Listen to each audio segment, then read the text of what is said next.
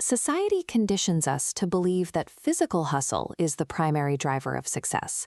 We are told to grind, to sweat, and to work harder than the person next to us. Yet a glance at the world reveals a jarring contradiction. Those performing the most grueling physical labor remain among the most financially precarious. Thousands of years ago, the ancient scholar Chanakya observed this same pattern in the streets of Pataliputra. He cautioned his student Chandragupta that true wealth avoids the path of physical exhaustion. The king directs the labor, he does not perform it. Consider a world where every cent was gathered and redistributed with perfect equality. Within a few short years, the data suggests the original divide would return. The same families would hold the vast majority of resources, while the previously poor return to the baseline.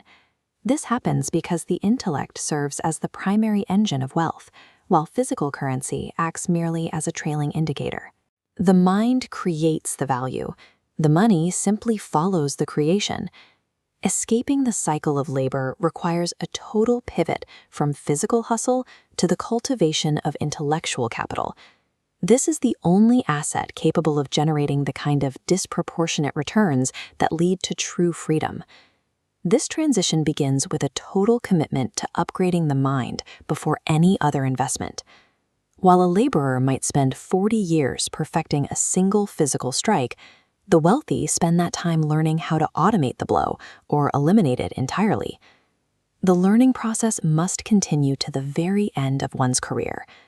High-value opportunities rarely announce themselves with fanfare. They frequently arrive disguised as a frustrating problem, a sudden crisis, or a persistent complaint. They are effectively disguised as friction, and most people walk away because they find that friction unappealing. Identifying wealth requires an active shift in perspective. You must train yourself to look directly at the problems others are avoiding. By solving for that friction, you intercept the value before it reaches the open market. This process relies entirely on the protection of your time. Capital can be regenerated through new ventures, but a wasted hour is permanently destroyed. The most successful individuals treat their daily schedule with a level of discipline that borderlines on the obsessive. Building wealth requires an aggressive filter on the information you consume and a ruthless stance on where you direct your limited mental energy. Acquiring capital is often a matter of skill, but retaining it is a matter of character.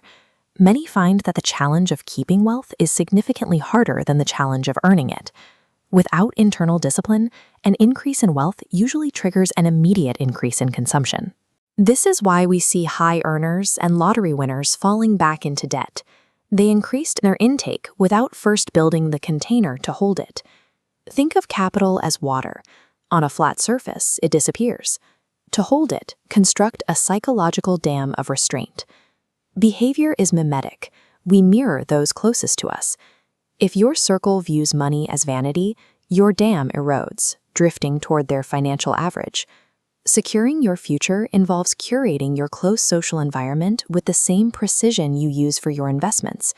You must build your fortress of discipline long before the first major payout arrives.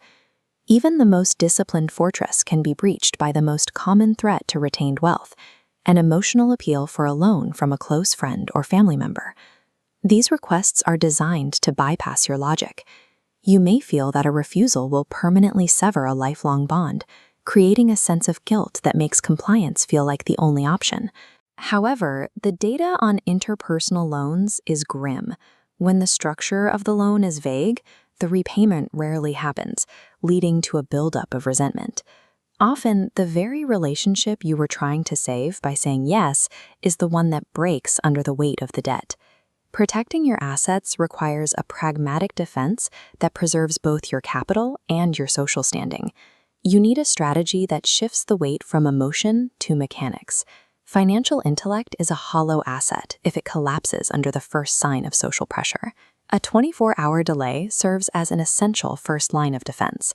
By stating that your funds are committed and you need time to review your accounts, you immediately drain the emotional urgency from the interaction. When the conversation resumes, focus on the mechanical details of the debt. Ask for a granular repayment schedule and a clear explanation of where the return capital will originate. This level of scrutiny often forces a borrower with poor intentions to look for an easier target. This decision matrix highlights the importance of security. By requiring a physical asset or a signed guarantee, you create a hard filter. A person with a legitimate plan will understand the need for security.